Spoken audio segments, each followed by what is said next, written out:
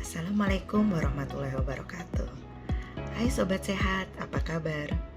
Sudah siap untuk mendengar info mengenai teknologi kesehatan terkini? Yuk kita simak bersama. Tahukah kalian jika operasi jantung sudah bisa dilakukan menggunakan robot? Nah, pada bulan November tahun 2024, operasi jantung robotik sudah dilakukan pertama kali di Indonesia, tepatnya di Rumah Sakit Jantung dan Pembuluh Darah Harapan Kita, Jakarta.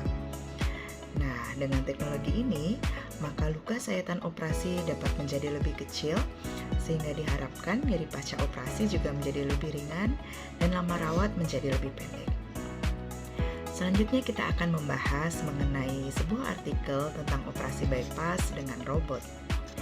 Artikel tersebut terbit pada jurnal Annals of Cardiothoracic Surgery pada bulan Juli tahun 2024. Jurnal itu sudah terindeks Scopus Q2. Judulnya adalah Systematic Review and Meta-Analysis of 2 Decades of Reported Outcomes for Robotic Coronary Artery Bypass Grafting, yang ditulis oleh Bridget Wong dan kawan-kawan.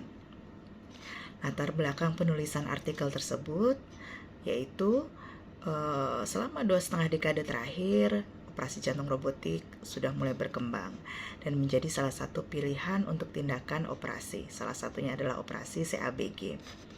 Ada 2 jenis tindakan operasi bypass robotik, yaitu RA Midcap, Robot Assisted Minimally Direct Coronary Artery Bypass, kemudian TCAP, Totally Endoscopic Coronary Artery Bypass. Jadi kalau pada RA Midcap, robot digunakan untuk mengambil arteri internal torasik saja. Sedangkan untuk menyambung atau anastomosis digunakan tindakan mini torakotomi anterior. Pada TCAP, seluruh operasi dilakukan dengan endoskopi, baik secara on-pump, off-pump, atau on-pump dengan beating heart.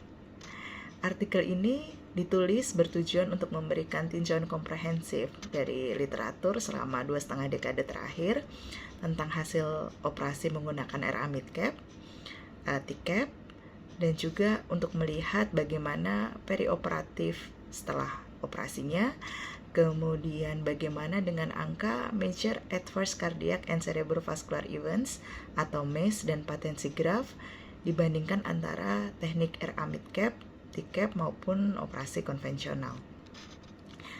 Penelitian sudah sesuai dengan Prisma. Jadi data diperoleh melalui Medline, PubMed, Embase atau Cochrane Sentral sampai dengan Agustus tahun 2023. Dengan kata kunci yang digunakan adalah coronary artery bypass, robot, robotik, robot assisted, RA Midcap, TCAP, totally endoscopic.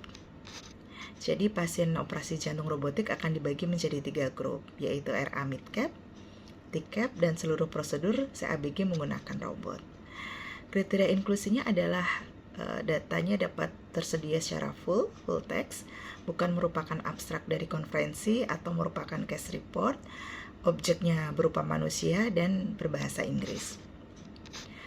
Dari 530 studi yang diperoleh, hanya 39 penelitian yang memenuhi kriteria untuk dimasukkan ke dalam meta-analisis.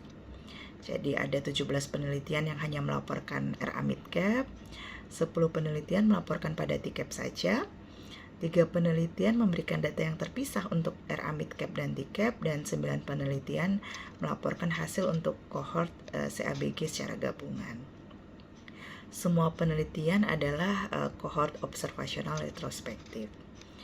Jadi dari semua penelitian yang dimasukkan ke dalam meta-analisis, ada 6.152 pasien yang menjalani RA Midcap, 1.729 pasien yang menjalani TCAP, dan 21.642 pasien yang menjalani salah satu operasi robotik CABG secara terpisah. Hasilnya bagaimana? Ini dapat kita lihat bahwa rata usia operasi RA Midcap yaitu 64,5 tahun, untuk TCAP 61,9 tahun. Pasiennya sebagian besar adalah laki-laki, kemudian single vessel disease dengan lesinya sebagian besar di LAD. Kemudian kalau kita lihat data yang tampak berbeda adalah jumlah transfusi darah. Pada TCAP itu lebih banyak yaitu 17,4%. Lalu rata usia pada pasien mixed robotic CABG 62,2 tahun. Sebagian besar pasien juga laki-laki dan single vessel disease.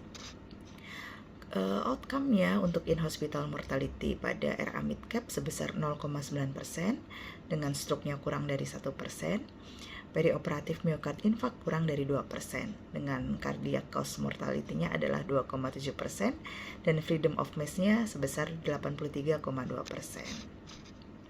Untuk TCAP bagaimana? In-hospital mortality-nya sebesar 1,5%, mixed robotic CABG-nya 0,9%, dengan angka perioperatif stroke keduanya sama, kurang dari 1%. Angka all-cause mortalitasnya untuk TCAP sebesar 3,4%, mixed robotic 1,3%. Angka freedom of maze untuk TCAP 91,7% dan untuk mixed robotic 88,8%. Jadi dalam meta-analisis ini, angka freedom of maze baik RA mid-cap maupun TCAP masing-masing sebesar 83,2% dan 91,7%. Dengan follow up-nya selama 5,2 tahun. Tentunya angka tersebut jauh lebih baik dibandingkan dengan operasi bypass secara konvensional dengan angka freedom of maze-nya 81%. Lalu bagaimana dengan patensi graf? Patensi graf dengan operasi RA mid-cap maupun TCAP sebesar 96,96% selama 5 tahun follow up yang dinilai dengan angiografi atau CT scan. Dibandingkan dengan CABG konvensional, patensi grafnya sebesar 90%. Artikel ini memiliki limitasi, antara lain penelitian yang dimasukkan bersifat retrospektif observasional saja dengan datanya sangat heterogen, dan center yang digunakan adalah center yang sudah melakukan tindakan dengan volume yang sangat tinggi sehingga hasilnya pasti baik, sehingga hasil tersebut belum tentu dapat digeneralisasikan untuk seluruh center yang ada di dunia.